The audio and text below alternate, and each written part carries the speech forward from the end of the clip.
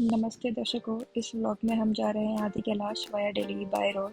और आप देखोगे हमारा एक्सपीरियंस। रास्ते में हमें अंडरपास दिखा which is open for trial basis. इससे हमारा काफ़ी हद तक जाम बहुत कम हो गया।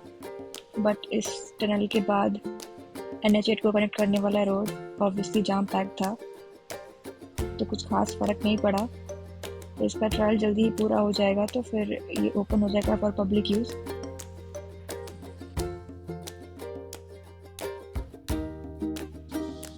और फिर हम दिल्ली से निकल गए गाज़ियाबाद होते हुए, इस कचरे के पहाड़ को देख के असली पहाड़ को देखने जा रहे हैं।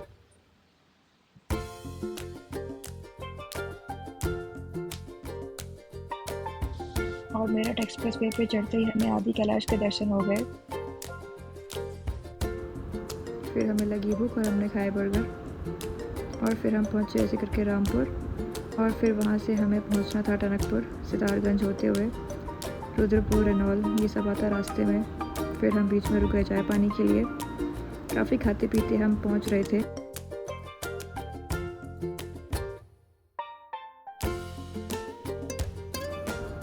रुद्रपुर, सितारगंज ये सब क्रॉस करके हम टनकपुर की तरफ पहुंचे, जहां से हमें पिथौरागढ़ के लिए जाना था, जो कि हमारा आज का पॉइंट था। बट जैसे ही हम टनकपुर के ककराली गेट तक पहुंचे, वहां पे हमारी एंट्री बंद हो गई थी। 7 बजे के बाद वहां पे बाहर के व्हीकल्स को अलाउड नहीं है एंट्री। वहां के सिर्फ लोकल्स यू कैन अंदर एंटर कर सकते। और ये इस वजह से हमें आज का स्टे यहीं होल्ड करना पड़ा, टनकपुर में ही। As per these police officials, आगे का रोड बहुत खतरनाक है। उनके हिसाब से एक तरफ खाई है, एक तरफ जंगल, और अगर हमारे साथ कुछ मिसहैप हो गया तो हमें कोई बचा नहीं पाएगा, इसलिए हम आगे नहीं जा सकते।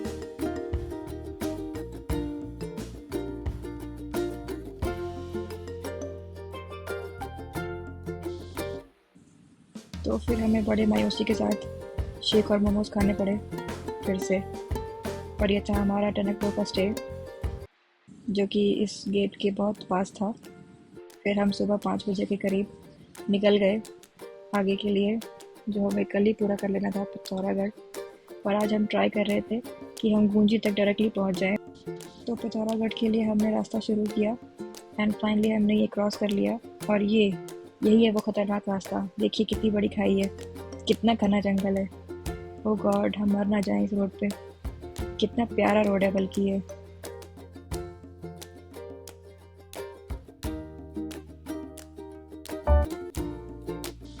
और इन्हीं पहाड़ों के बीच से निकलते हुए हम पहुंचे लोहाघाट, चंपावत और फिर फाइनली पिथौरागढ़।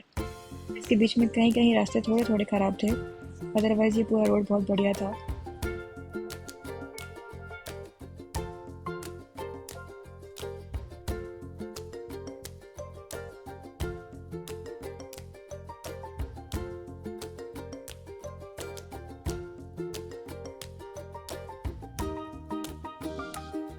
फिर हमें रास्ते में सचिन टिचकुले के वर्कर्स मिले रोड बनाते हुए, और अवार्ड अंशुमन का रोड रोलर भी, जो उसने अभी ठीक करके दिया है।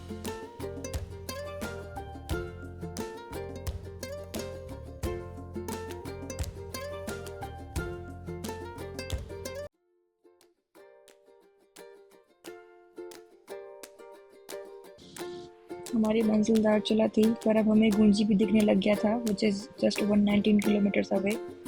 गूंजी पहुंचना आज का टारगेट था हमारा, जो कि हम एक दिन डिले चल रहे थे क्योंकि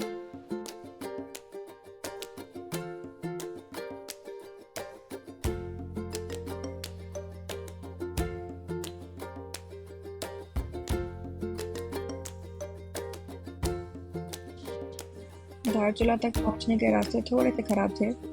फिर हमें इंडिया नेपाल रोड दिखने लगा, जहाँ पे हमारा स्वागत हुआ। धारचूला को कनेक्ट करती है नेपाल से ये काली नदी, जिसके बीच में ये ब्रिज बन रहा है, इंडिया नेपाल ब्रिज। अभी ये अंडर कंस्ट्रक्शन है, जल्दी ऑपरेशन हो जाएगा, काफ़ी कंप्लीट हो चुका है इसका काम। इसके बाद हम directly by road, by car जा सकते हैं नेपाल, फ्रॉम धारचूला टू नेपाल। और ये वो काली नदी है जो कि बॉर्डर में पड़ती है बिल्कुल। इसके इस तरफ नेपाल और उस तरफ इंडिया है। काफ़ी रिहाइश है, काफ़ी शांत एरिया है ये, कोई दिक्कत नहीं, इतना शांत बॉर्डर। यहाँ पे लोग आना जाना कर लेते हैं। वहाँ पे एक छोटा सा पुल है जहाँ पे लोग पैदल बॉर्डर क्रॉस करते हैं। और फिर हम धारचूला से निकल पड़े आगे गूंजी की तरफ। और बीच रास्ते में हमें दिखा ये बड़ा सा पत्थर जिसने हमारा रास्ता रोक दिया, सबका ही एक्चुअली। ये लैंडस्लाइड था, 12 बजे ही हुआ था ये।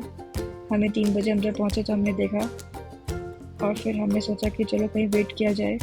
वहाँ हमें पता चला कि वहाँ पे एक आश्रम है।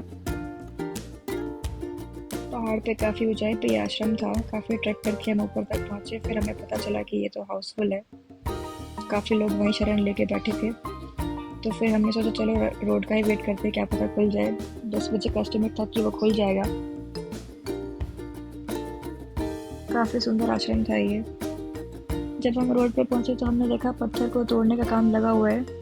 बीआरओ की टीम, प्राइवेट कंपनी की टीम सब लगे हुए थे इस पत्थर को तोड़ने में और तोड़ के हटा के रोड बनाने में।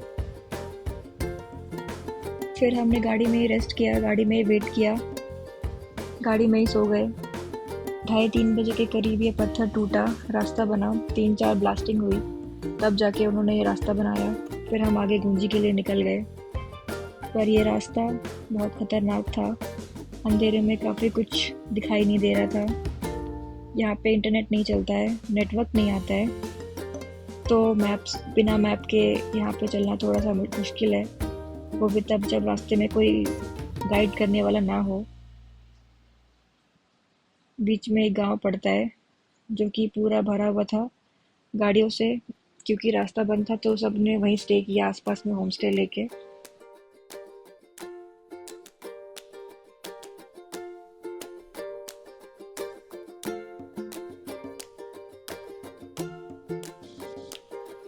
काफ़ी ही टूटा हुआ रास्ता था गूंजी के लिए।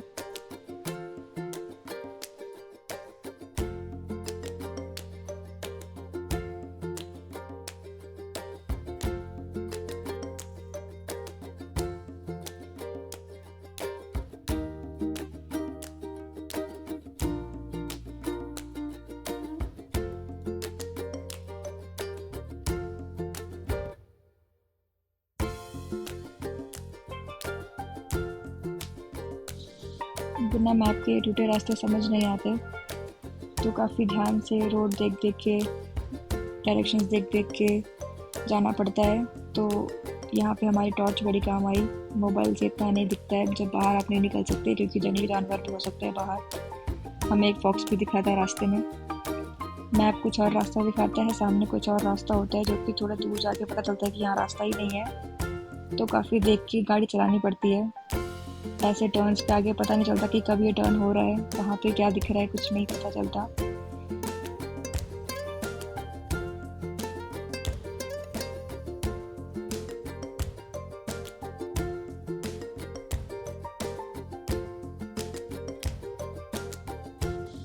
रात में ट्रैवल करना यहाँ रिकमेंडेड तो बिल्कुल नहीं है, पर हमें ये बात पता नहीं थी। हम तो चलते रहे रात भर।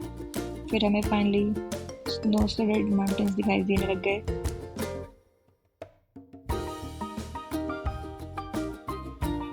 ये इतना रिमोट एरिया है कि यहाँ के हाईवे पे भी शेपर्ड्स अपनी शीप्स बिठा के रखते हैं। वो चढ़ते रहते हैं, ये लोग आराम करते रहते हैं। इक्का दुक्का गाड़ियाँ आती है तो ये लोग थोड़ा साइड करके उनको जाने के रास्ता बना देते हैं।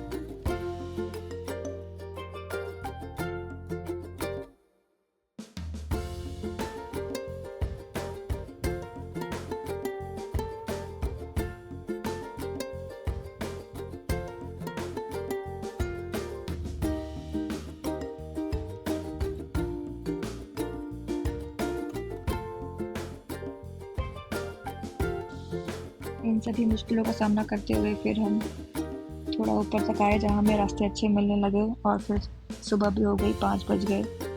2:30-3 बजे का सफ़र 5 बजे तक टूटे फूटे रास्ते के बाद हम यहाँ पहुँचे।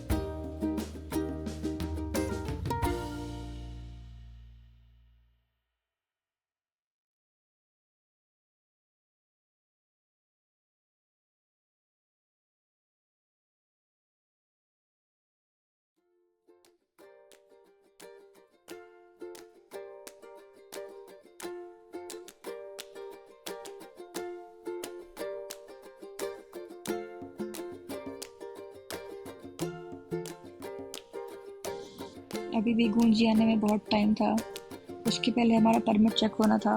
परमिट हमने एक दिन पहले दिल्ली में ही बनवा लिया था एक ब्रोकर के थ्रू, ताकि हमारा दारचूला में टाइम वेस्ट ना हो।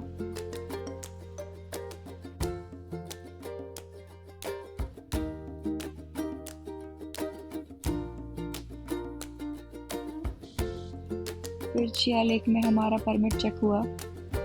वैसे तो वहाँ पे 4x4 गाड़ियाँ ही अलाउड होती है, ऐसा मैंने सुना था, हमें बताया गया था, पर हमारी कोई ऐसी चेकिंग नहीं हुई और मैंने वहाँ पे काफ़ी नॉर्मल गाड़ियाँ भी देखी।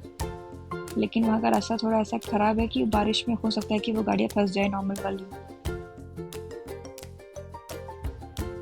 फिर हमने एंट्री कर ली आगे गूंजी के लिए। गूंजी का रास्ता भी अच्छा नहीं था, सारा ही रास्ता टूटा हुआ था, काफ़ी रिमोट एरिया है ये भी।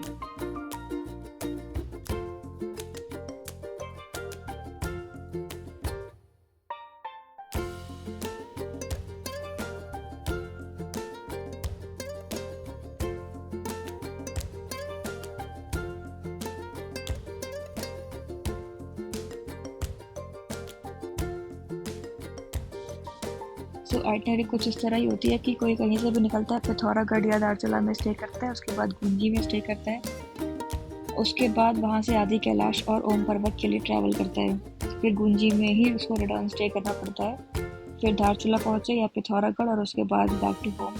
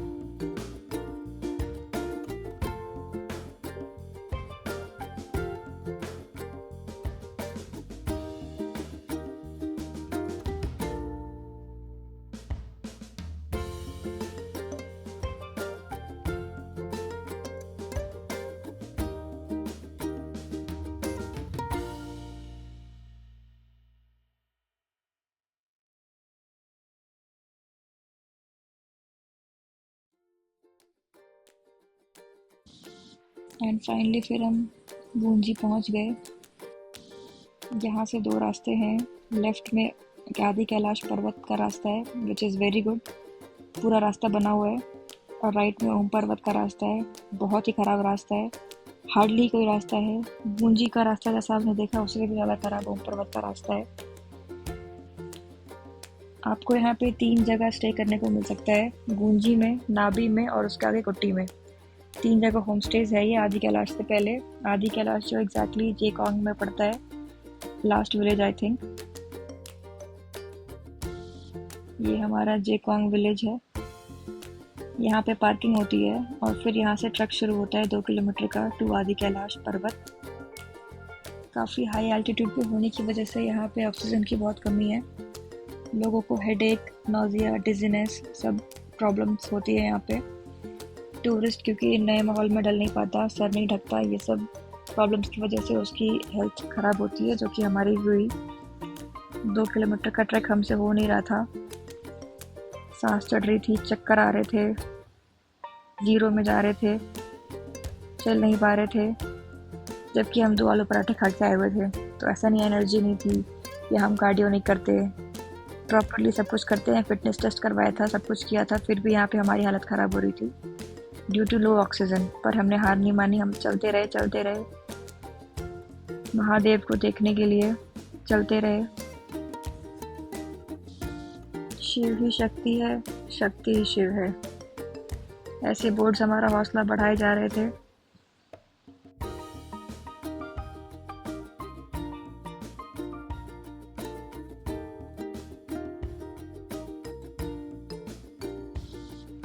इन हस्ती शक्लों पे मत जाओ, ये इंस्टाग्राम के लिए थे बस, हमें सांस भी नहीं आ रही थी।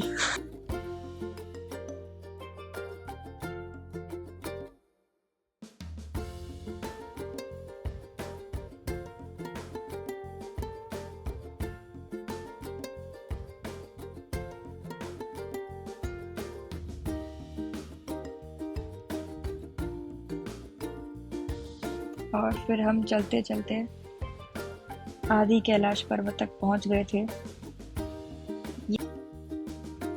यहाँ पे एक मंदिर है जहाँ पार्वती जी ने तपस्या की थी, फिर उनको महादेव मिल गए थे, उनसे शादी हुई थी उनकी। तो ये थोड़ा सैक्रेड प्लेस है, उस चीज़ के हिसाब से ये कैलाश पर्वत के दर्शन हुए हमारे। ये सालों भर स्नो से ढका रहता है, आसपास के पहाड़ों पे स्नो हो ना हो, यहाँ हमेशा स्नो रहती है। काफ़ी पीसफुल मंदिर था, बहुत कम लोग थे, बहुत अच्छे से दर्शन हुए हमारे।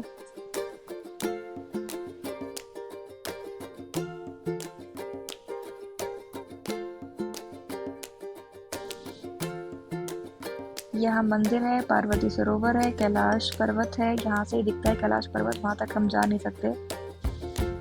ये पार्वती जी का मुकुट है, ये पांडव हैं 5, ये गौरी जी हैं और ये शिव जी। कैलाश पर्वत दर्शन करने के बाद हमारी हालत बिल्कुल ख़राब हो गई थी, हम लेट गए, सो गए। फिजिकली चाहे जो हाल हो, मेंटली हम बहुत खुश थे कि हमने शिव जी के दर्शन कर लिए। इतनी दूर की जर्नी, इतनी कठिनाइयों के बाद ये सफल हो गई। क्यूट क्यूट जानवर हमें वहाँ दिखाई दिए। इतने चलने के बाद, इतनी ड्राइव के बाद फाइनली महादेव के दर्शन। काफ़ी सुकून था यहाँ पे।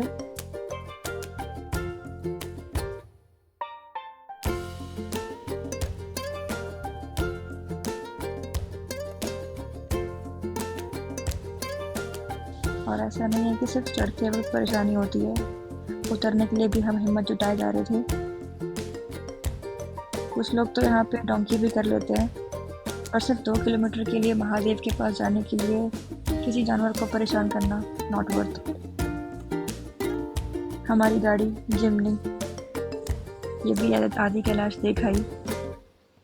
फिर हमने रात को गूंजी में ही स्टे किया। ठंड थी, ऑब्वियसली बॉनफायर जलाया। ये पहाड़ी गीजर है, गूंजी में लाइट नहीं आती, 2-3 घंटे के लिए आती है, तो वो लोग इसमें करते हैं। ये हमारा स्टे था अन्नपूर्णा होटल, काफ़ी अच्छी हॉस्पिटैलिटी थी। रास्ते में हमने अपनी गाड़ी धो ली, पूरी चकाचक साफ हो गई।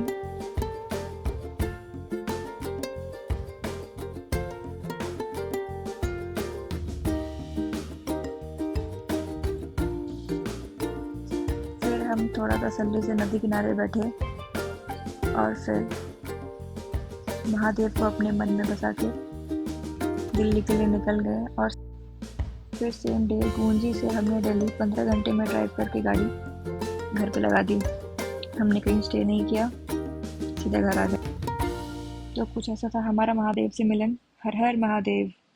ओम नमः शिवाय, जय शिव शंभू।